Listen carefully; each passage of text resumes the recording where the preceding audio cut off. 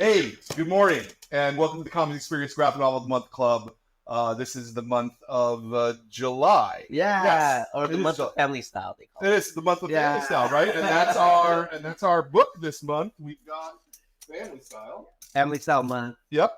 And I'm Brian Hibbs. I'm your host. And I'm thank you. And also, I'm going to do this in a different order, but we have a live audience which you could hear. Do the live audience thing again. We haven't done a live audience in a while, so we're having some weird technical problems, but it's all good. It's beautiful. I'm really happy to have THIEN here. Oh, Did I pronounce that right, by the way? it's pronounced tin, just like Tin. a can. Oh, just but tin. yeah, it's Okay. fine. Yeah, but I like take it all. Excellent. Yes. Excellent. Well, I love this book. I thought this was a smart book. You guys love this book too, right? Yeah. Everyone's had a chance to read it. Yeah, great. Yeah, no, it's a pretty amazing book, and it has a lot of heart and it has a lot of truth. And I really, really loved it. So Oh, thank you so much. heck yeah, buddy. Yeah. So my first question is always the same in these shows, because I really like this question, and it's why comics? Of all the things that you could be doing in the world, what is it about comics that speaks to you, that energizes you, that engages you, that makes it the form that you want to tell stories in? Well, when I came to America, I came when I was 5. But even when I started school as kindergartner. But even when I went to school, I still always had a hard time reading. And I also, because I had a hard time reading and understanding the language, it made me not want to even try. So I was in 4th grade, and I remember being in 4th grade and not really even having read a book, or even read something all the way through, not really experiencing reading of the story. I was really into TV. I watched a lot of TV shows, and I love stories and cartoons and stuff like that, but I never really experienced the opening a book and reading something and then at the end going, "Wow, I read a story," until I in 4th grade I took all my lunar year money and I went to 7-Eleven. I was about to buy a cool balsa wood airplanes. Remember those? Yeah. I love those with the propellers and everything. But then instead, when I was standing in line, there was a spinner rack at 7-Eleven, and there was Marvel Team Up book, and it just had Spider-Man and Moon Knight, and it just looked really cool because that was when Spider-Man had just got his symbiote suit, and I was like, I've never seen that before, and I was like, whoa, that's so tight. And so I took it, and I took the 65 cents or 75 cents at the time, I forget, that I had, and I bought that instead. Just took a risk. No airplane. It was a big risk, you guys. No airplane, no candy. I bought this comic. And when I went home, I was just interested in it for the pictures because I was already interested in animation and stuff like that.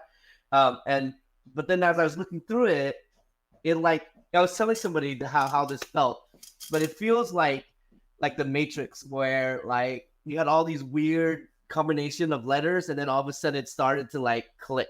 Another letters start to light up, and you're like, oh, that word is restaurant. That because of the pictures and the words. Sure. The combination of that made me I was like, oh, I'm understanding this. Yeah. Which is something that was a big revelation to me. And I was like, and then pretty soon, well, not soon, because I was still I read the entire thing, and I was like, I sat and read a book, and it was a story, and I loved it, and it was amazing, and it was the thing that I was interested in, and I was really excited to read it, and since then I was hooked.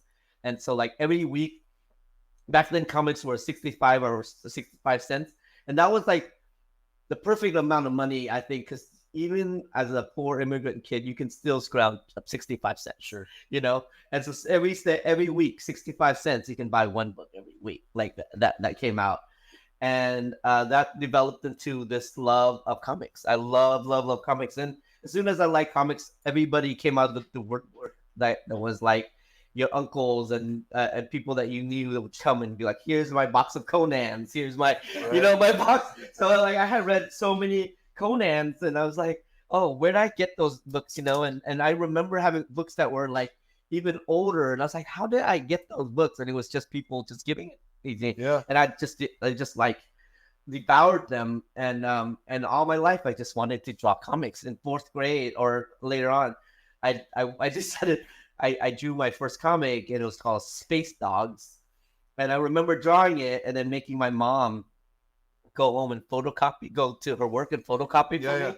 And then I would staple them, and I went to school and I would try to sell it for like a quarter. Nice. You know, of course nobody bought it, but then the funny part was, I remember when I had gotten out of college and I was making zines, you know, and I was like, oh, I'm making this comic, and then I had the realization where I was like, I'm doing the same thing I did in 4th grade. Now I'm 26 years old at, you know, Kinko's, you know, making copies and stapling it and like trying to sell it. Nobody's buying it, you know. So it's like almost the exact same thing, except my book was now $3 as opposed to Right. Right. So I've always been in love with comics, and the realizing that the big realization to me was like when I was in, I've always wanted to draw Marvel and DC, but I realized that like that's not like the stories that I wanted to tell. I wanted to read them, but not the stories that I wanted to tell, and that's not the art style that I was like as comfortable with. And so for a while, I kind of like didn't think I was gonna draw comics until I realized that there were people doing comics that I was into, and so that was like a big realization for me. Yeah. Okay. So that was a great answer, by the way. I really love that answer, and there's a lot to unpack there. First off, I got to say it's so good that you bought that Marvel Team Up rather than that balsa wood plane, because my memory of those balsa wood planes is that they would fall apart after throwing them twice, and then they would completely break, and you'd be like, "Oh, I spent all this money and I have nothing to keep from it." But the comics actually stuck with you, and I love the fact that you learned your read through comics too. That to me is, you know, it because during that time period, really up until about 10 years ago, you know, comics increased illiteracy according to people's minds, right? Which was never true. It was never true. It's always been let you read. But that's fantastic. Yeah, one of the biggest compliments I ever had was I was at the ALA, which is a library conference. And a librarian walked up to me, and they were like, I have a couple kids that are very reluctant readers. I'd never heard the term reluctant readers until then. And when they said that, I was like, that's a perfect word, because so many kids are reluctant readers. They don't want to read. And she said that her Sumo was one of my earlier books, was like a lot of those reluctant readers' favorite book, because, you know, there was pictures and there was reading, but they got a story. They understood like all that stuff, but out of this book. And that made me so proud, because I was like, oh, am I drawing comics for myself as a kid? Like I never thought about that myself, you know, but like I don't put in my comics are very economic in terms of words. I'm not very wordy. And I try to like let the pictures and the words work together as much as possible, so that you're getting the story that is like not described to you and also not kind of shown to you, but like experiencing. So when she said that, I was like, that was one of the proudest things. I was like, yeah, so that's my goal, is I want to write comics for myself as a kid or as a teenager or as an adult. And so ever since then, I was like, that's the goal, you know? Yeah. No, I love that so much.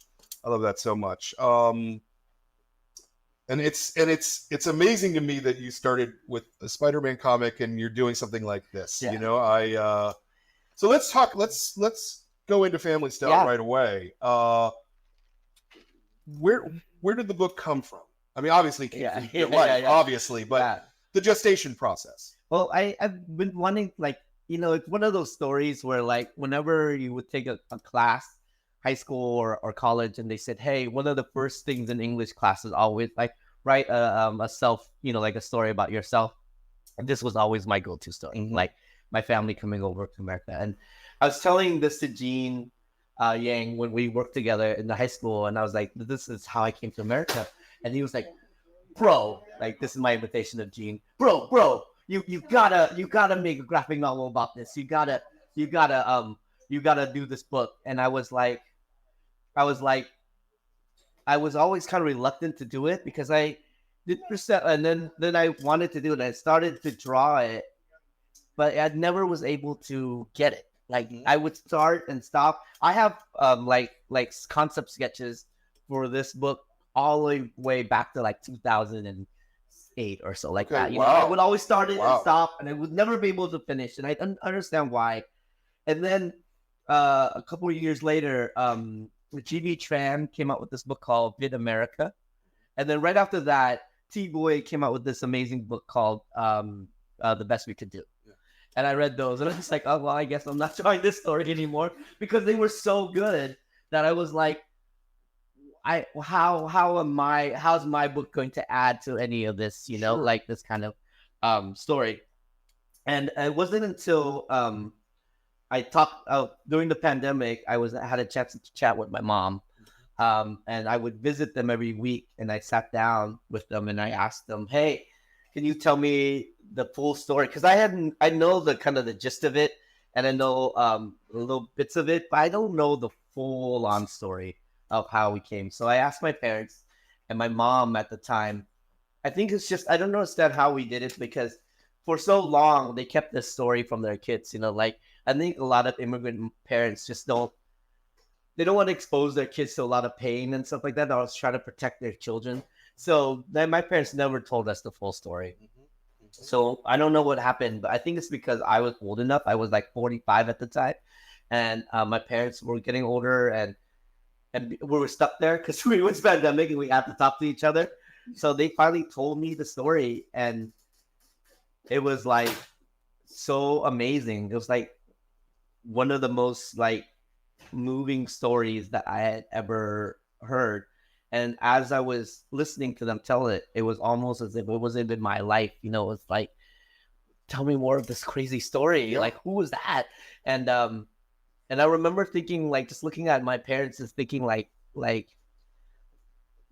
they're the heroes of the story. You know, like this whole time I was coming into thinking that I'm going to be the person that's like the hero of the story. And I realized when the realization came that like, I'm not the hero of my own story, you know, then it made it, I was like, oh, and it was, and I really was like, okay, I gotta draw this story.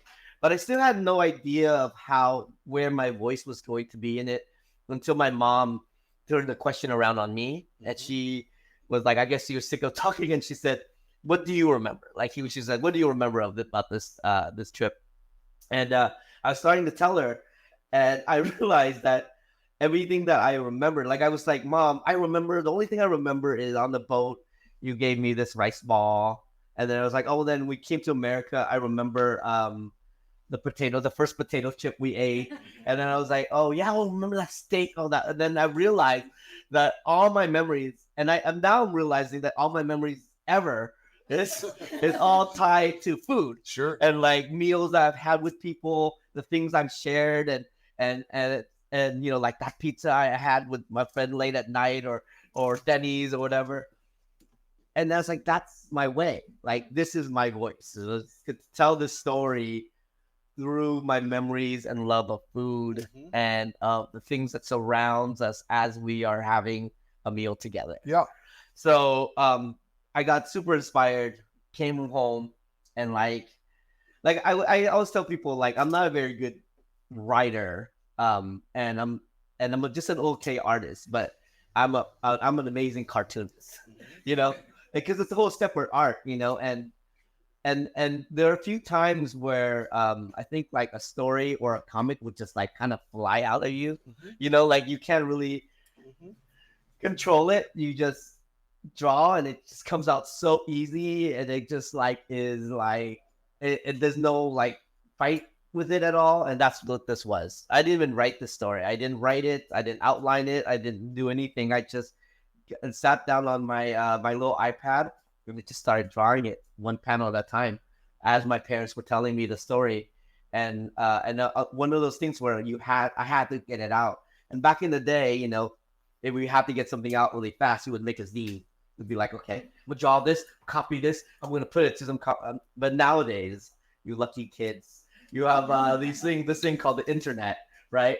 So I was just like, I'm just gonna throw this on Instagram. Yeah. Like, and I had no plans for it to be published, no plans for even myself to publish it. I was just like, I just want people to read the stories as soon as possible. So every page I would finish, I would work. There's a little aside from it, like my process in the back of the book, but I would start in the morning, draw, finish at 7 o'clock at night, and post it at 7 o'clock at night. You know, like with no editing, just threw it up there, and yeah, and that's basically how it went. And I just did it, and luckily, my publisher who published Sumo and Level Up saw it and was like, oh, this is great, and they wanted to publish it. So I was really happy that happened. Yeah, I mean, it's a really, really unusual way to make comics. Yeah. To not pre-plan. Yeah. To not. It's really incredibly rare that I hear something like Yeah. that, because most people are like, oh no, I wrote a whole script, yeah, and then I did the layouts, and then I spent 9 months doing that, and went out, I changed a bunch of stuff and rebuilt the story. Well, I definitely have to change a lot. Like so basically when the publisher took it, I was excited. I'm like, here's all the stuff that was on Instagram, and they're like, this is the mess. And they're like, we're gonna have to take all this Instagram post and basically make it into a book, a coherent book that, like, because you can see, like, even if you look at the Instagram post now, the drawing for the first post not as good as the drawing of the last post. Like the art just varied, color palette differed, so many typos, so many like just incorrect English in general, missing words. And so basically my editor, so I love dearly at First Second, basically took this basically mishmash of Instagram posts and formulated into this beautiful book that I am like so proud of. So they did the work of assembling it. Oh no, I assembled it, but I mean they did the work of like saying you gotta fix this and that, and give me advice on how the stories would go. There are a lot of artists that are like, I want as minimal editing as possible, and then there's some that are like, I would love for you to help me make this into a good reading book. Yeah. And I'm one of those. Like, I would love for you to take this and help me to make it. So, yeah. Well, I mean, it's particularly because you did it in such an unusual way. Usually all that work is done up front, right? Like, again, you write the script, they read the script, they go, I like the script, but this part could, know.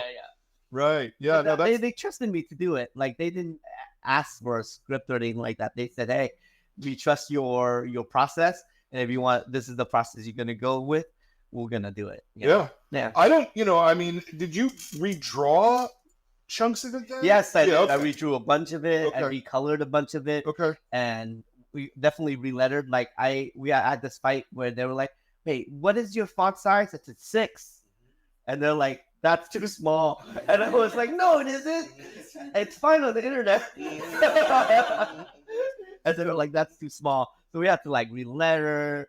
I just, like, again, doing things out of passion is great for some things, but sometimes it creates a mess. Sure. And then you just have to fix it later. Like things that like people normally would do, where they would put word balloons on another layer so they can adjust later. I didn't do, So all that stuff had to be redone later and stuff like that. Yeah. Wow. Yeah. Wow. Okay. And so I guess my next question is if you were already having to redraw and rebuild and pretty much touch every single panel, right? Yeah, a lot of them, yes.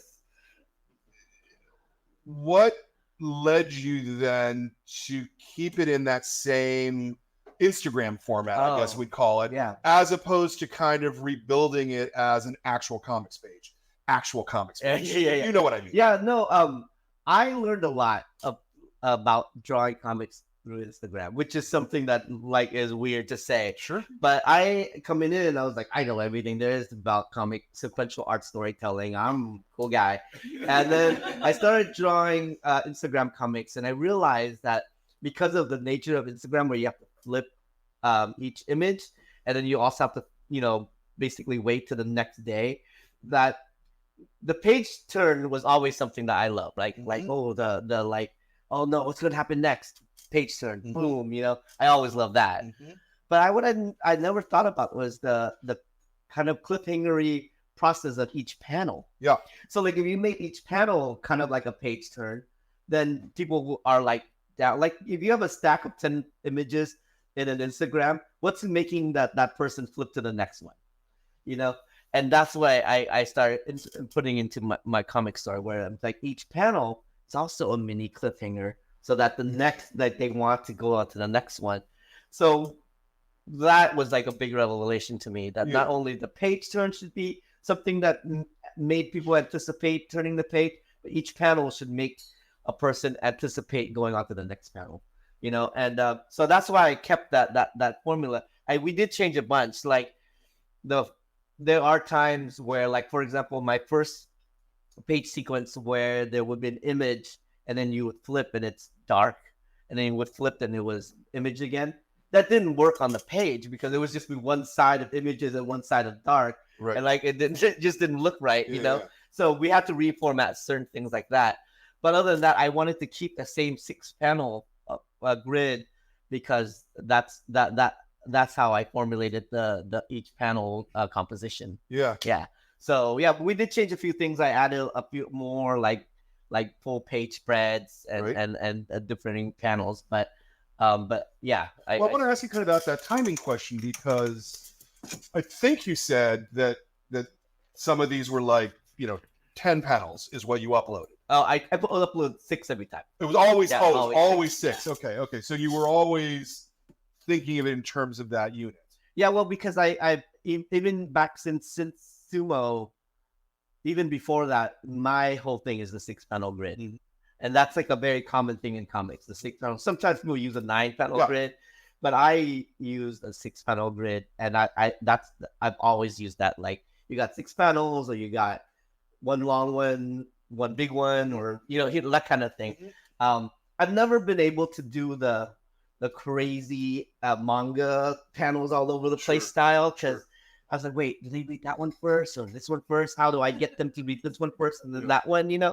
So I've never gotten into that. Like, I'm just like an old school 6-panel grid guy. So that's why I was like 6 panels. Yeah. And sometimes it would end up come in kind of was hard because sometimes you're just like, okay, I want to leave everyone with a sense that like a little cliffhanger where like they're excited to see what happens tomorrow. Yeah. But at the same time, sometimes you can't tell a whole story in like that one, 6-panel grid. So you have to be creative and kind of invent a cliffhanger. Not, I don't know if cliffhanger is the right word, but invent a pause. Yeah, a beat that makes them want to come back. Mm-hmm. Yeah. Mm-hmm. Where were there places that after you were assembling it for the book, you went, that one doesn't work. Yeah. We have to rebuild this page. Yeah, well, like that, I was saying that the first part where in the boat where there's images of the pirates and then the images of Black, it doesn't work because when you set it onto the page, it just becomes like that. And there are a few like where I added things for emphasis and like there's not that many emphasis because every panel is the same size. And there's no panel that's more important than others. Sure. There's a few panels that were like, this is an important moment, and yet it's still just the same size as everything else. So then you have to take that panel out, make that panel bigger, but then you have to like figure out how to put another panel in there. So yeah, a lot of timing stuff. But yeah, my editors are great, and I was willing to. I was excited to take their advice. So yeah. So you were doing a page a day. Yeah. Essentially. 6 panels a day, putting it up. Were you hitting that 7 days a week? No. 5 days a week? I gave myself. I finally. I remember. I texted Mark this. I was like, I got to give myself a break. So I gave myself a Saturday, and then a few times in between, I would give myself a break by making these comics where basically I asked my parents questions, and I would draw little comics about asking my parents questions. Yeah. And those comics were easier to make because they were black and white and they were like 4 panels. And so when I needed a break between like a chapter, I would do a bunch of those. Like, and they're actually in the end notes. So the end notes of it are these little strips that I made where I would ask my parents questions that people were asking me on the internet. or that I had like clarified. And I put it in the back just for funsies. But a lot of people actually like those endnotes a lot. They really got a lot out of it. So I'm really happy that we did it. I think the thing for most of the audience looking at comics is it's all a mystery. About how they're made. Right? Like they just spring from your head full blown, but there's actually all this work and all of these components that go into it that's actually really, really nice to see. Yeah. You know, I think much more so than like I don't want to necessarily see how a prose writer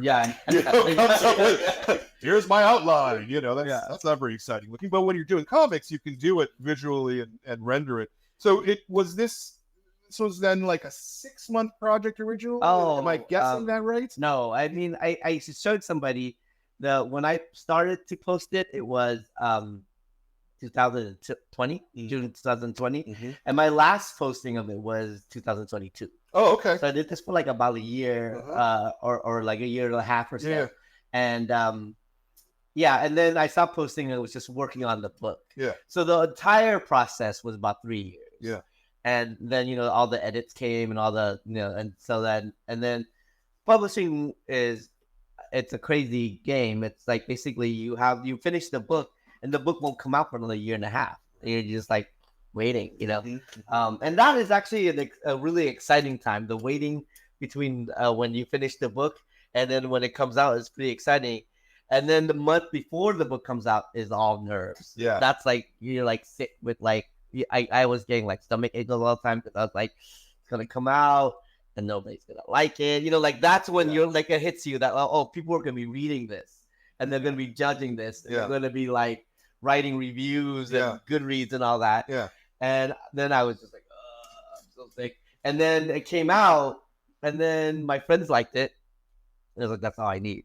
Then that's when I was like, now I have all these things to do to promote it. And I'm just going to have as much fun as I can, you know? And now I'm just like, this is the best. I'm just going to go with it. You know, I don't read any reviews. Yeah. I have a friend of mine who basically I gave her access to my Instagram and Facebook and all that. And I said, hey, read these reviews for me. If it's a good review, post it. If it's not a good review, don't post it. I can't read the reviews. Right. And like, even when I give even my family or my friends, if I give them a book, I'll give it to them like this at the end of like our hangout, and I'll just run away. It's like I can't deal with people like we got. And then when I hang out with a friend, it's like, hey, I like your book. Like, I can't hear it. Whether it's good or bad. It's just so. But I love knowing that there are people that love it out there, and I love this kind of thing. I love like I'm like living like I was telling someone like. I don't know if I'm ever gonna do another book or make another book. It's like because I need that inspiration. Like I'm not like a writer. I'm not gonna sit there and crank out a book through everything. I'm gonna need something that makes me like, okay, I can't stop drawing this again. I don't know if that's ever gonna hit, you know. Yeah. So if this is my last book, I'm gonna enjoy the heck out of everything I'm doing. You know, like doing this is so fun. And I'm so excited, and I'm like just gonna have so much fun talking to you and talking to everybody. Yeah. And so like everything I'm doing, I'm just taking it to the max. Yeah. Yeah. Yeah. I'm sort of surprised that you still feel that way after this is the third book. Yeah. But now it's because I hang out with people like Gene and Raina and Jason, and they have in their heads books locked in. Right. Like Jason Shiga has 8 books he wants to do. Sure. He doesn't even know if he has time to do them all. And Gene is always like, yeah, my next book is gonna be this and that. And I'm just like, they're like, what's your next book? I'm like, I don't know, bro, you know. So I love it when the feeling hits and I can make something beautiful like this. But for me, it's a little bit further in between. Sure. You know? Sure. Yeah. But your peers come to you, right? And they say, we love this. Yeah. And I go, oh, really? Wow. Okay. That's what I say. No. I would think, I would think that if Gene Yang was coming to me and saying, you made good comics, buddy, that I would be like. Gene Yang would never say that, first of all. It's because Gene Yang is like my older brother. He'd be like, great. That's what he'll say. But but yeah, I don't want to hear it, especially from THIEN, where it's just a weird thing I think I have. But also, yeah, they all want me to do. They're like, you got to think about what to do next, what you're doing next. But it's like for me, I just need that like extra like bump of like, oh yeah, I need to do this book, Yeah. So yeah. And also, I'm not a full-time cartoonist. We didn't talk about this yet, but I'm also a high school art teacher, and that is my career. I love teaching high school. I love teaching art. And like, if you were like, hey, Ted, I'm going to give you all this money, quit your job and draw comics, I'm like, I can't. Like, comics is always going to be my side gig. It's always going to be my extra thing, because teaching is always going to be my career. I love it. And so I've never needed to do another book. Like, I don't need to do whatever. So that way it opens up that when I do a book, it's a book that I love and a book I'm excited to do. I'm never going to do a book that I'm just like, I guess I'll do a book because I gotta pay the bills. Sure. So yeah, so that's kind of my thing. Doing this though didn't take away from. No, not at all. Not at all. Teaching school, no, right? No. So in fact, it helps like when you do a book like this, because I learned a lot, and my students also follow the process along with me. Yeah. And they follow my Instagram, and I also at all these events, I see a lot of ex-students, or students at the time, and they're really proud and they're excited. And a lot of my students now also want to do comics, which is really interesting, because when we were growing up, nobody wanted to do comics, and not only that, teachers did not want you to do comics. Even when I went to art school in 2000, like late 90s, 2000s, the teachers at art school like, don't draw comics. Like they wanted you, like, they're like, do fine art, do illustration, but comics, that's no good. And we don't see any black lines around anything, and us few people that wanted to draw comics were like, what the heck? I came here to draw comics, and everyone's telling me not to draw comics. Yeah. And now it's changed. Like, every art school now, it's all like, hey, we've got a comics program, comics. Like, where were you back when I was going to art school? Where were you and your love for comics? Yeah. So now, when students that I have as an art class, they're like, I want to draw comics, or I want to do character development for animation, or I want to do video games. It's nice. It's nice to be able to be like, well, let me show you about comics, and I have a friend in character development. I have a animation. Let's talk about that, because these are all viable careers now, whereas when we're growing up, it's like, you're gonna starve or you're gonna try to draw comics. Sure. Well, but let's talk about that for a minute, because it seems to me that there's still plenty of people who are starving to do comics. Right. And it strikes me, KATT and I talk about this all the time, that so many of the people who are making comics successfully today are doing so because either they're already wealthy enough to do so, or they've got somebody else paying their living, or you don't, for the labor involved. Yes, that's the doing thing. Comics is not usually a minimum wage job. Yeah, nobody is going to give you an advance to cover 3 years of your life. Right. Right. And comics, and especially for the book market, for books, when they look at a comic, they say, this is going to take someone a day to read, or whatever. And you want to be like, no, you got to look at the nuances of each panel. It takes me, like, when I read a comic, it takes me a long time, because I'm looking at like how each panel is constructed, how it's informing the next panel, all that kind of stuff. But for most readers, they just like, oh, okay, I got the story, it's great, or whatever.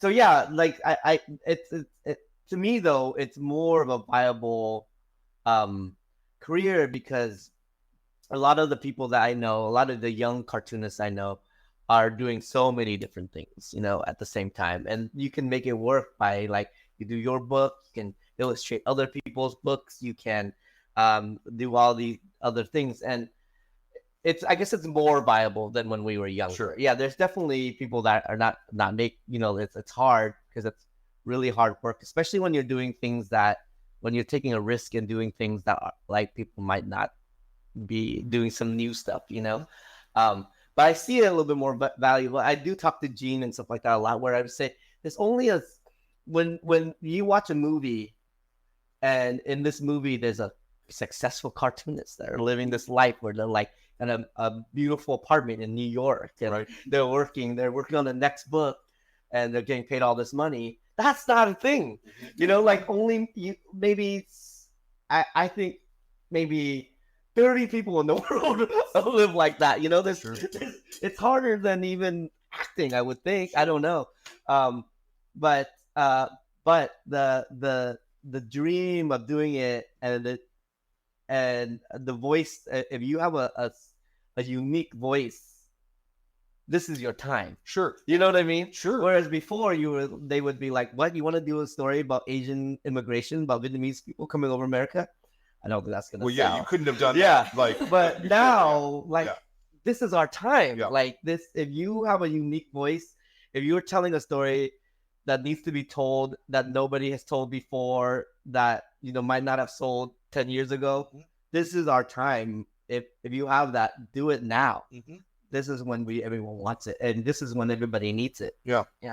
Because, you know, in the 70s and the 80s, it was possible to have a middle class lifestyle, working for Marvel or DC and getting page to page rate. But, you know, nowadays, I don't think that works anymore. I mean, I don't think they've increased their page rates in 15 or 20 years. I have no idea. Yeah. Sorry. just going to, you know, it's a thing I constantly think about. You know, we're graduating classes, you know, 10, there's at least 10 different schools that are graduating at least 10 to 12 people a year. So that's 100 to 120 cartoonists coming into the world who have spent, let's say, $50,000 or more to get those, you know, to get that certificate. Yeah. In a lot of cases, they're not necessarily any better than when they came into school either, right? But I do think also that there is a lot of cross art now. You know, like you could be an animator that draws comics and also design skateboard decks. You know, you could be a street artist that also draws comics, that also does murals, and you also do this. And I think that art is those types of art that have become legitimate is great. The idea that like a street artist is a legitimate art, or designing skate decks, or designing shoes, or collaborating with all these are legitimate. You could probably make a lot more money designing shoes than you do all comics. Art that is like viable. It's heartwarming, because before it was just like you draw magazine illustrations, or you make it in the fine art world, which is crazy, you know, like, or commercial illustration. Exactly. So now that I feel like we live in a world full of art, and everything is called art, whereas everything wasn't always called art. Like when we were growing up, where it was like comics was not called art. And now the comics is called art, and shoes are called art, and everything. It's a more beautiful world. I mean, I absolutely agree with that. I think there's a problem sometimes with the amount of competition has increased, though. And so it's that much harder to break in and to, you know, you said, oh, it's great we have Instagram because you can do comics on Instagram. Most people doing comics on Instagram aren't getting book deals out of it. but 99% of them are not getting book deals. You know? Yeah. And they're you know, and they're doing that work for free. Or when you look at something like a Webtoons or something like that, which is specifically designed to monetize comics, 90% of those people will never receive a penny for it. You know? But I do think that there's a thing for, like, people always ask, like, hey, I want to put this on Webtoons. I want to put this on Instagram, this comic that makes me, but I don't know if it's ready. Like, I don't know if my art is good enough, or my art is good enough. And I always say, put it out there. Because, maybe it's terrible for 5 years. Maybe for 5 years, you're just doing terrible comics. But 1 year, you'll start to do a good comic. And it's just going to happen. And you have built up this audience from when you were building terrible comics that has followed you along to now that you're doing great comics. You have this huge audience now, and you're ready to show everybody.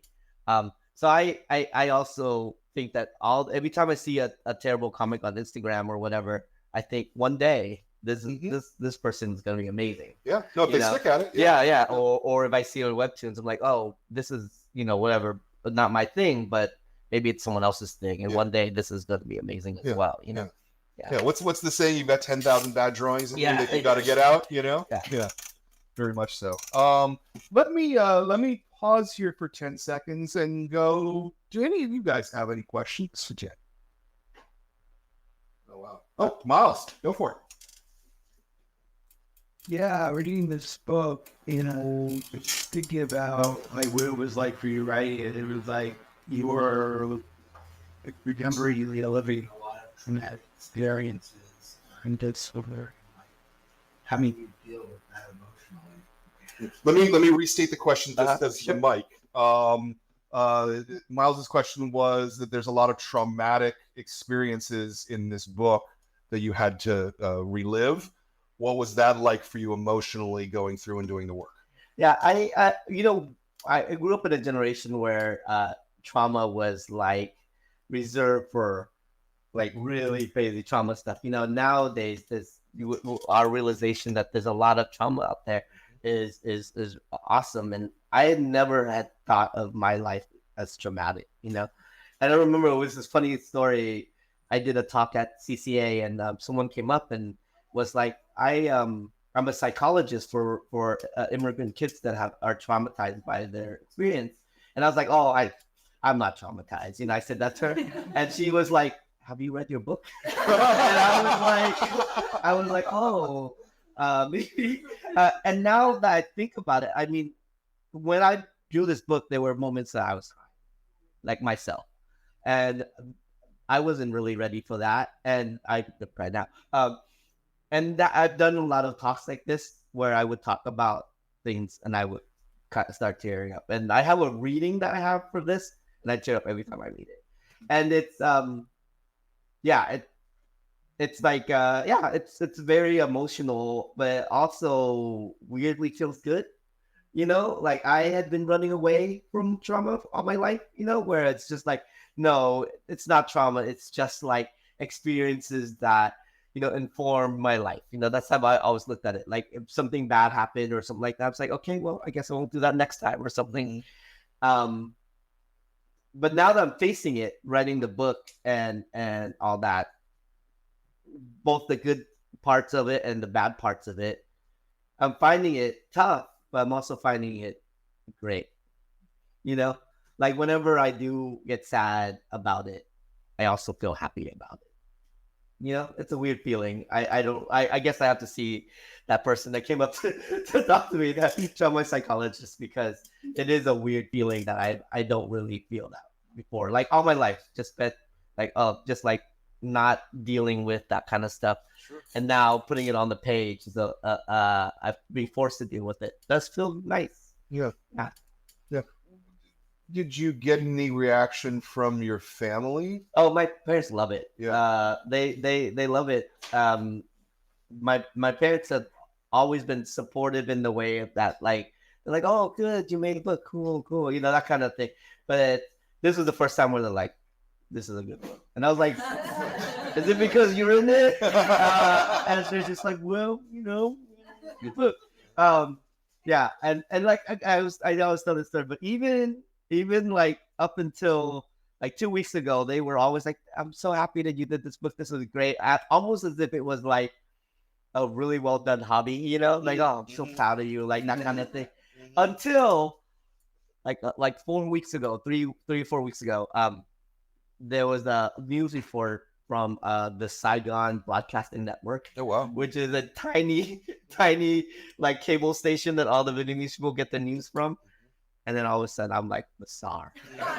Like now, my mom called me. She's like, "Hey, I'm gonna have a dinner for you. You just come have dinner. All my friends want you to sign books." And now all of a sudden, they're all so proud of me. I'm like famous all of a sudden. Like I had dinner. My brother, who's a cancer researcher, they were always really proud of him. But we had dinner, and my mom was like, "Oh, get out of that seat. That's where your brother sits."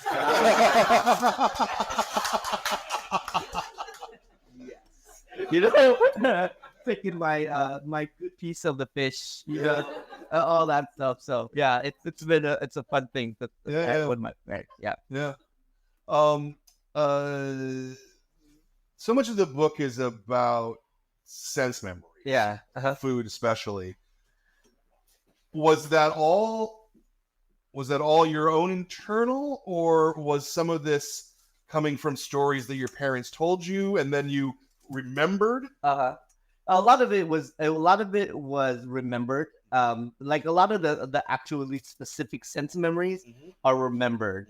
The stuff that were filled in generally aren't things I wrote about that was like very sense memory, because it feels disingenuous to write about how you would feel if you don't remember how you felt, so yeah, like I can still taste that potato chip, like I can still taste that watermelon. I can still feel like going to the beach has always been stressful for me, because I hate the smell of the beach, and that's because I was on the boat. I hated the smell of being on the boat. This whole thing, the reason this whole thing started was Gene Yang asked me if I saw Pirates of the Caribbean, and I was like, I hate that movie. I hate that. And they're like, why? It's like, because I hate pirates. And they're like, why do you hate pirates? I'm like, because they're not cool. They're like, they're mean people that take things from people. Yeah. And he's like, explain this. And then I told him my story. That's why he was like, you should tell this story. Yeah. But yeah, there's things like that like I fully remember. And it took my parents to connect the dots, basically. Yeah. It's like, oh yeah, the reason we had those strawberries was because we did this. And oh yeah, the reason that we did that was because of all this situation. Right. And yeah, so all the sense memory, the real intense sense memory, like the beginning of the book, the really intense part of the book, the reason I did it that way is that's how I remember it. Like that's how, those are like my nightmare or dreams, exactly like the way it's portrayed in that book. Sure. So yeah, some of that stuff is very close to me, and some of it is filled in, but the sense memory stuff is always like things I remember. Yeah. Interesting. Oh, that's really interesting. Please. So, what would you like to do with this? Live action or? I have a pitch. Like I love the show Reservoir Dogs, and I would the only like I don't really think entire movie of that follows this is to me would be that interesting, but I would love like a Reservoir Dogs style refugee camp dramedy sitcom. You know what I mean? Like just life in a refugee camp with kids, but in a refugee camp, like I've never really seen that before. One of the neat things about the book is when I asked my dad about the refugee camp and about the boat trip and all that, I said, Dad, that must have been horrifying. Like we had no money, no food, no water. There was like one bathroom for thousands of people. That must have been the worst. And he was like, no, it was actually, he remembered it as it's a time, one of the best times of his life. And I remember like that too, even though we were living in such squalor. And he said, look, we had so much joy because it was a community of people. We're all there together. We're all kind of in the same boat.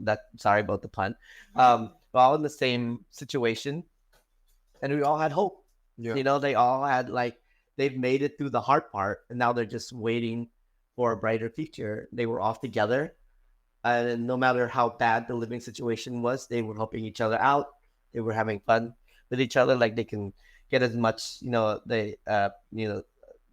doing the best with what they had. You would have parties where the main dish was like canned sardines from a can and things that like Laughing Cow cheese that we managed to get from the whatever.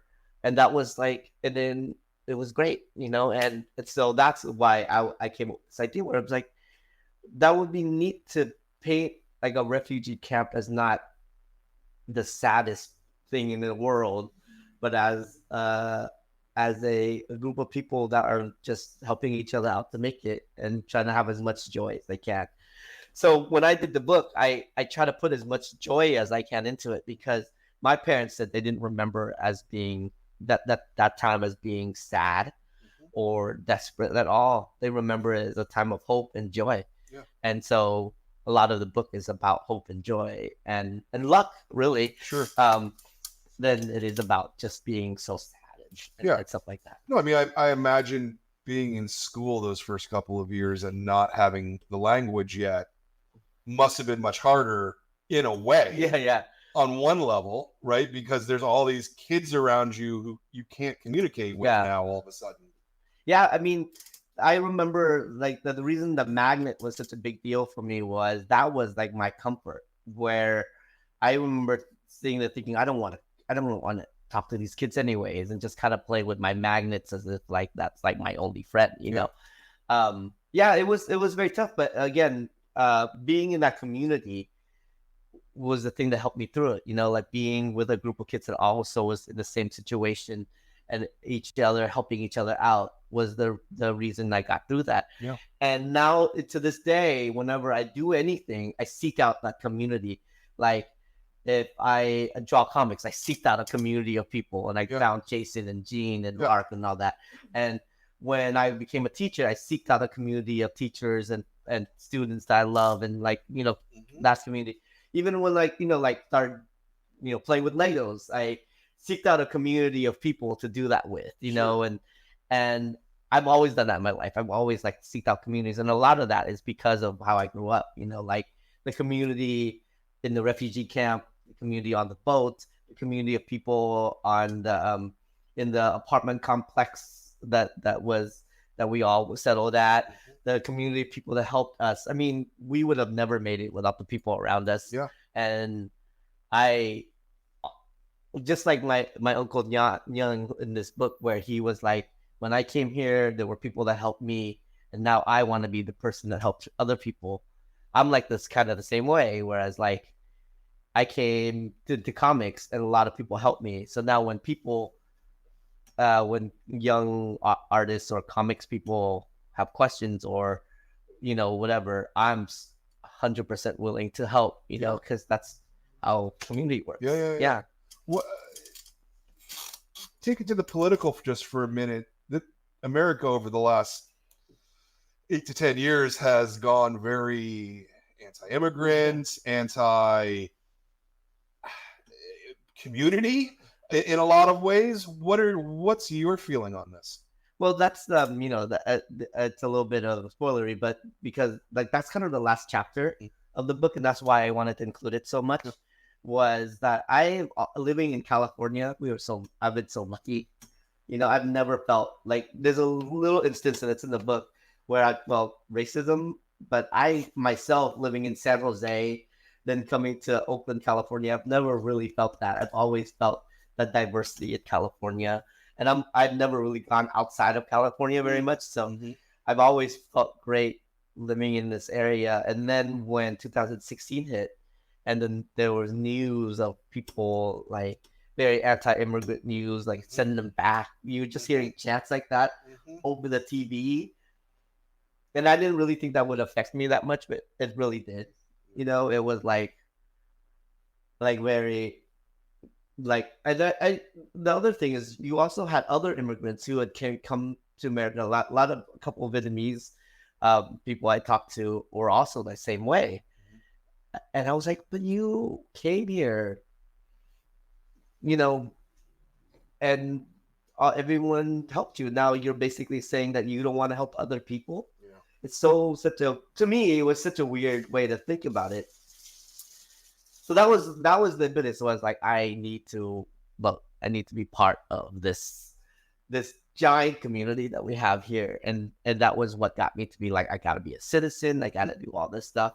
And I think this is you know, like the overused word, but I woke up, you know, like I was like, yeah, my insular world is great, but there's a lot of things happening out there. Yeah, it really was the 2016, all the stuff that was happening, and seeing, like, having my eyes open to things that were happening all around the country, and even in our area, when it was finally like, oh, it is happening here. We just didn't know it. You know, that was like a big wake up call for me. And that's why I really wanted to add that last chapter. Because people were like, well, this is for young adults. I don't know if they're going to read about a 45-year-old man trying to be a citizen of, you know. And I was like, but that's it. That's like that's where I am now. That's all this beginning, all the beginning here inform the end. Sure. And all the end is what made me look back at the beginning. You know, yeah. so it's so yeah, it is a bit. It makes it. I think a lot about it now. Yeah. But for a long time, most of my life, I didn't. You know. Yeah. I mean, as an American, I feel the same. I grew up in New York City. I just took it for granted that we were a melting pot. Yeah, you know, yeah. I could see the Statue of Liberty. Yeah. That was what I believed in. And then when I found out as an adult that a lot of people don't actually believe that, I was just, it shook my world in a way that, you know. I have faith though. I'm a high school teacher and I see my students now, and I really have a lot of faith in our kids. Yeah. They are smarter and they're more in touch with themselves and in touch with the things around them way more than we were in high school. Yeah. You know, way more.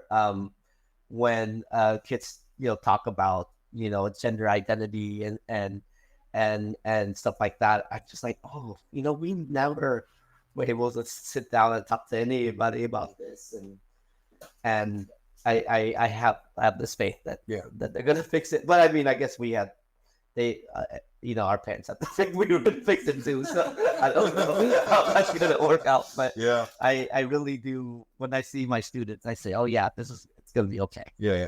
No, I get that. Do we have any other audience questions? Love to hear if you got anything. Please, in the back. Oh, thank you so much. Thanks so much for our comics experience. I was just wondering about what are your favorite moments as people spread the word of your book. I know this one is early. I mean, this is incredible. So thank you. Any way you want us to spread on social media? Do you want to rephrase the question? Yeah. The question was, how would I rephrase it? You rephrase. It's like how I've had a good experience with people spreading the word, and how would I want other people to spread the word? I think for me, word of mouth and I have a lot of people buying this book as gifts for other people, which I love. Where people will come up and they'd be like, "I bought your book, I loved it. I have other friends or I have family members that are also Vietnamese immigrants or people that would relate to this book, and I want to get it for them, sign for them or whatever." And that's great. Like I love that, and hopefully people will also like spread the word that way. I like that. And then whenever people tag me on Instagram, I don't really have any other social media other than Instagram, but I love it, and I'll repost it. But yeah, however you do. But I do love I love turning people onto comics. That's like one of my favorite things. It's like I have a person that doesn't like reading comics, but I have this comic that I think they would love.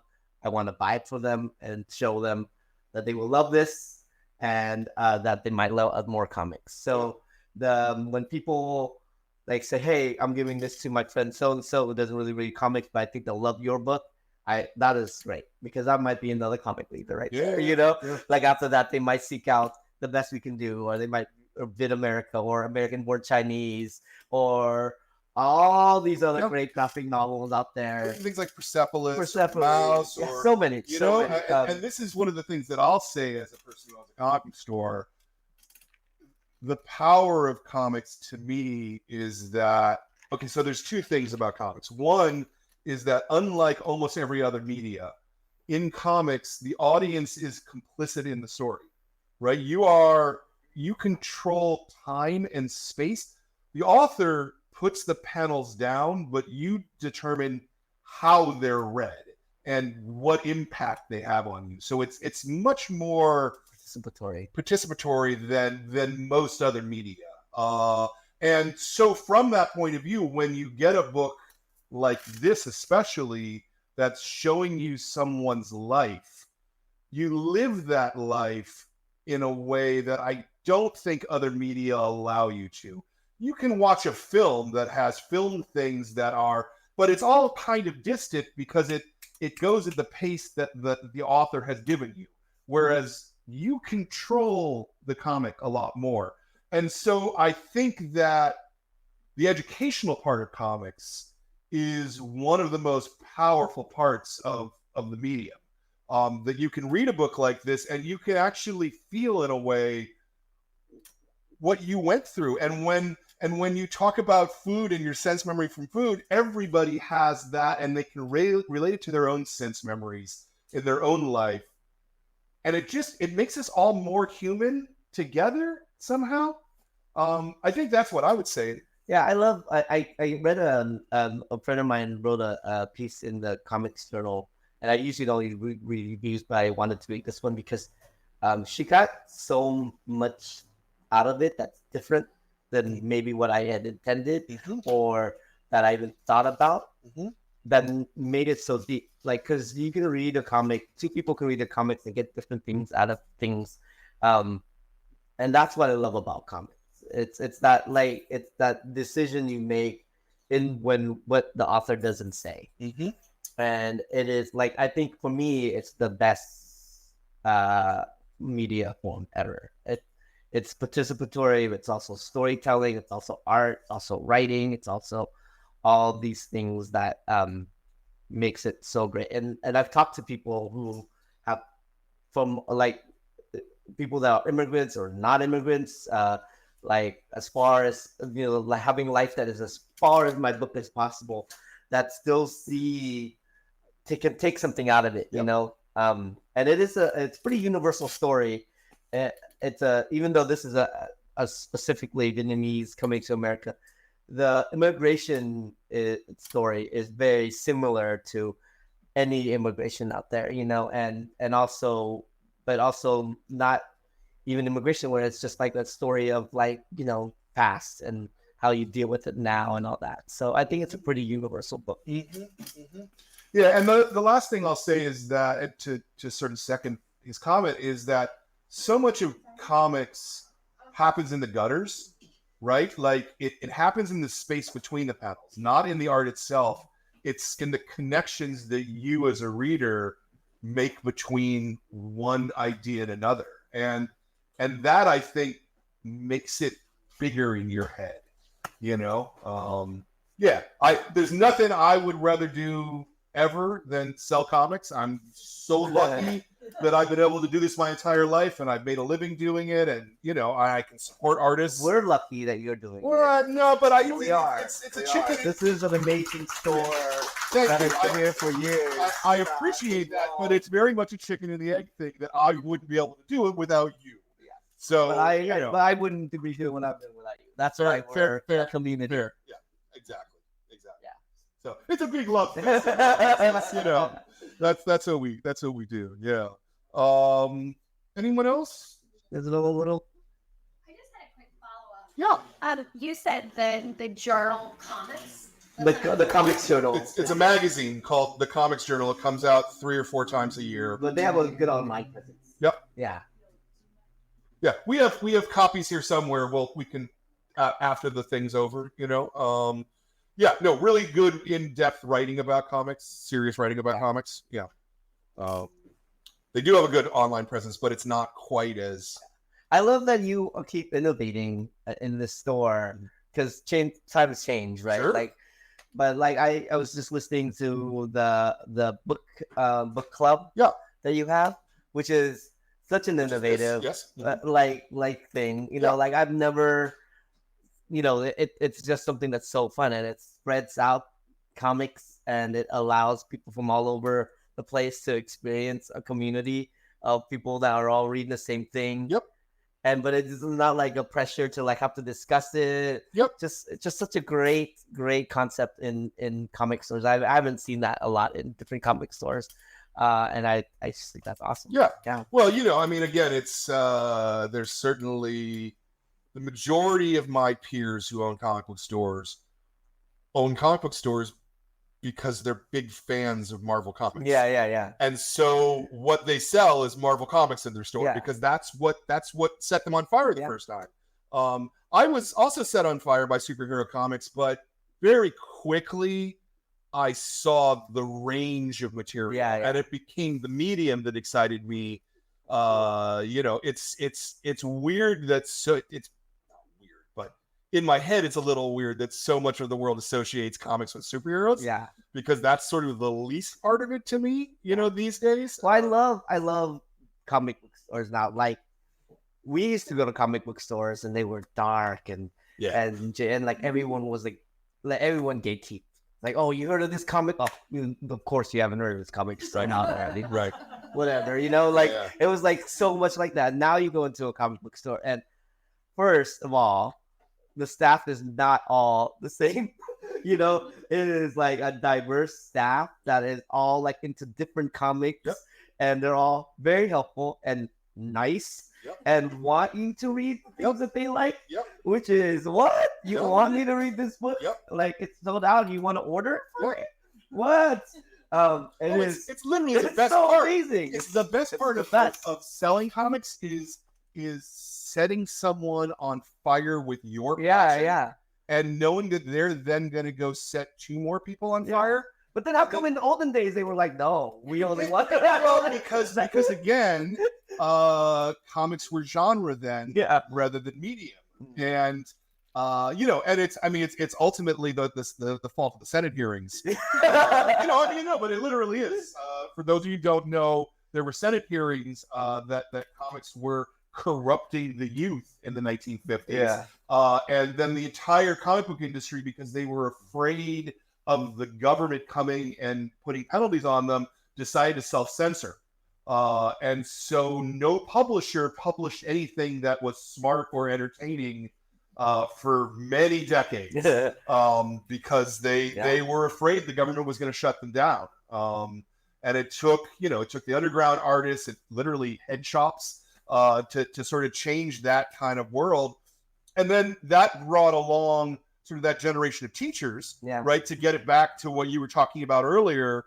It used to be the teachers thought, oh, well, comics make you stupid and you shouldn't read comics. But now the ones who grew up reading better comics went, no. Comics are actually the best possible way you can teach kids. Yeah. And now what's scary is it's going the other way where people are saying comics are making you too smart. We're gonna ban these books. We don't want you. We don't want you to know about these things, which is very, very stressful. It's even more stressful. It's like what happened now. It was like before. It was like no one reads comics now. Now too many people are reading comics. We gotta. And it's that's the other thing that I'm like it's very stressful to think that our medium has gotten to a point where people are just like, well, now we don't want people to read these comics because we don't want them to think these things. And it's It's only been a couple of weeks since the book's been released, but have you yet gotten any pushback from, say, red states who are like, oh, but this is a pro-immigration message and we really don't think that children should be thinking that anymore? People have asked me, but I haven't done it. Good. Okay. I don't. Yeah, my book isn't like I'm not as courageous as some of the other books that I've read that I was like, oh yeah, this is exciting, and that people are trying to ban and stuff like that. But I think I'm pretty courageous. but I just feel like any voice that people are trying to silence is bad. Sure. And I'm so I'm excited to help fight that as well. Let's talk a minute about audience, because First Second is pitching this book as a young adult. What was your intention going in? Because the book was for you, right? Yeah. You're clearly not a young adult. Yes. Was the young adult applied after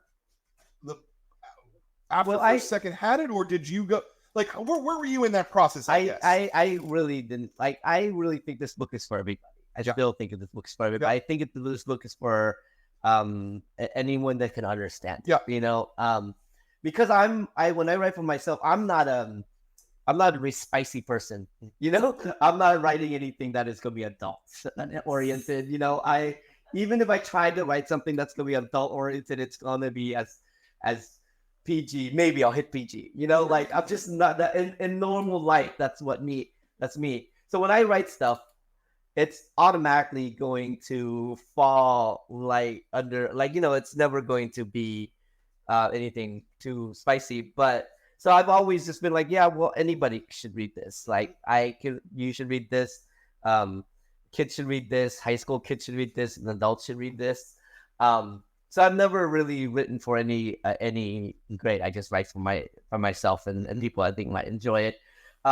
I trust my editor or my editors and my publisher to like market it as much as to ever they need. But if people ask me, I say everybody. Yeah. So like when the librarians were like, hey, I recommend this to you, I say everybody. Like all genders, all race, all ages, all ethnicities, all everything. Because I think everyone would get something out of it. And even if you're too young to fully grasp some of it, I think you still get something out of it. And then when you read it later, you might grasp more of it or anything. So for me, it's an all ages book, but I think all ages is not like a great marketing thing right now, so it's just, and it's fine. I'm excited. I'm happy that they market it however they market it. But if you ask me, I'm just going to say everybody should. Yeah. It was the only thing, when I was putting out the press for the book, the only thing I changed was I took out the words young adult. I'm just, this book is this young adult book. This book is. And when I go to talks like this, I see all different things. Yes. I see a lot of adults. I see a lot of young adults and stuff like that. And that makes me happy. Yeah. Oh, very good. Yeah. Any other questions? All right.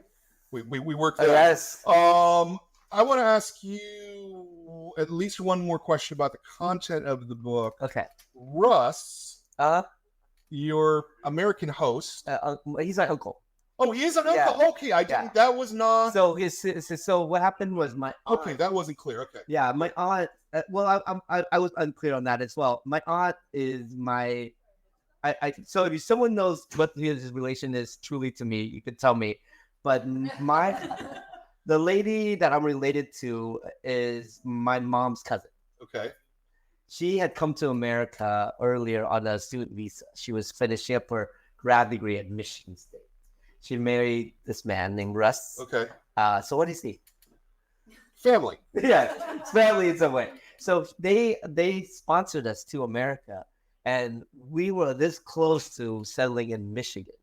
Interesting. Okay. However, at the last minute, he got a job at Lockheed, and they were going to relocate to San Jose. And I remember when they first announced it, my mom was telling me this. They were like, "Fam family will be going to Michigan," and my family said, "Michigan? Where is that even?" Because everyone's going to New Orleans, Houston, LA, San Jose, and to Michigan.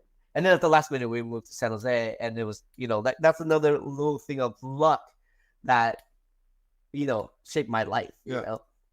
And so Russ has been like, here is a funny story. It's like when I was younger, when we would go to parties at other Vietnamese immigrant families' houses, you would go to all these houses, and then there would always be one Caucasian person. Sure. And you'd always be like, who is that Caucasian person? And it's always like the host, the person that sponsored them and the love. And without Russ, our family would not be here, first of all. Yeah. But he has been a loving influence throughout my life. He's the Conan guy. Yeah. He gave me a box of Conan when I got into comics. He bought me my first bite. Okay. When I was sad about not having nice clothes, he bought me a cool shirt that I always wore when I wanted to feel cool. Nice. He was a lot. And then we still keep in touch. I saw him recently. Without him, our life would be completely different. And it's one of those things where he didn't have to, but he took on helping this family. And and it's the same way I think about when we think about immigrants coming now. Is that like, hopefully what we've contributed to America or what we contributed to the world after his help is, the thanks or the validation that he had for helping us, and that's why I think immigrants, that we are here to have a better life for our families, and we're here to contribute to this community, this giant community, and I'm hoping I made Russ proud. Yeah, we should all be a lot more like Russ in our lives. Russ is great. That's great. No, I was not particularly clear what the relationship was, or if it was like a government program or something. Yeah, so that's pretty interesting. Okay, very good. All right. Well, as I wrap this up, I always end on the same couple questions as well. Okay. The first one is, and I think you don't have an answer for this, is there something else you want to plug? Do you have anything else coming up? Well, you said you're not working on anything. Well, one of the things I've been thinking about is doing a sequel to this. Okay. Where I go back to Vietnam. Oh, interesting. I've never been to Vietnam before. And it's because I hadn't been a citizen until 2016. Yeah. And before, my grandma, who would live with us, was like, you have to go back to Vietnam and see where you grew up, because she still owns that house. She raised me when I was a kid, and she was like, "Can you go back with me, and I'll show you where you grew up?" And I was like, "Let's do it." And then the pandemic hit, and I never got to do it. And she unfortunately passed away recently. And so when she passed away, I was like, I really need to go back to Vietnam. Yeah. And so I had planned this trip to go back to Vietnam, and I was thinking maybe if there's a story that comes from it, I would draw it. Yeah. And then my mom, when that Vietnamese Broadcasting News Network thing happened, my mom was like, "I'm coming with you." So now my mom wants to come with me. Right. So I'm thinking of that as maybe something that I might want to do. But other than that, I just gonna enjoy this trip and this promoting this book, and doing little things along the way. And it's when something gets, I'll hit. Yeah. Well, I'd love to see more work from you, because I would love to too. Your cartooning is really strong, and I really like it quite a bit. Yeah. Thank you so much. It means a lot to me, from a person that has seen so many comics out there. You probably read millions of comics in your life. I don't know about millions, tens of thousands, sure. No, for sure. And I mean, every month we've got to figure out what book we're going to pick, and we always want it to be the best book. So I mean, we legitimately thought this was the best book of the month. So, thank you so much. And then my last question, and you kind of alluded to it a little bit already, is, this is a long-standing program of interviews. We've done a lot of books. There's almost 300 hours, I think, at this point of interviews with cartoonists. And so we do get a lot of people who watch these shows who want to make comics themselves. Oh, yeah. And one of the things I constantly hear is, I want to make comics, but I'm not sure of myself. I don't know where to start. I don't know how to do it. I'm sure you hear this all the time as well. So what's the piece of advice that you would give someone who wants to make art but doesn't know where to start? And it can be something, psychological. It could be something spiritual. It could be something practical. Any way you'd like to answer that question, because all the answers are right. Yeah. I mean, my go-to answer is always to just do it. Like, just do it badly. Like, I look at some of my zines that I try to sell to people. Unfortunately, myself, I have a huge, almost to my detriment, self-esteem. I think everything I do is amazing. And sometimes I look back at the stuff that I did, I'm like, that was not amazing. But at the time, I was like, this is amazing. I think everyone should just do it and put it out there as soon as you can, even if it is so bad, because the feedback, the support, the community, the doing it will make you better. Yeah. And nobody starts off great. Yeah. Nobody. And do you still have a copy of Space Talk? I don't. But I was just telling someone, like, if there showed someone eBay, it's gonna be worth millions. But I do look at my old zines when I first started. Yeah. And they're terrible. But sometimes I look at them and I'm like, I'll never be that good again. It's like because of the immediacy of it. You're young. You have these these ideas in your head, and you're just like throwing things out that might look bad or it might sound bad, but like, it's great. I just say do it. Whatever you're doing, is great, and it will be better, and it will be great. And don't worry about if education. Don't worry about whether you're doing it right, whether you're breaking the rule. Some people will be like, "Oh no, you can't have this. You gotta have this. You have to do this." Don't worry about any of that. Just do what you feel and just keep doing it until one day it all clicks and you're gonna be doing it awesome. Yeah. Yeah. Yeah. No, I like that answer. I think that's a great answer.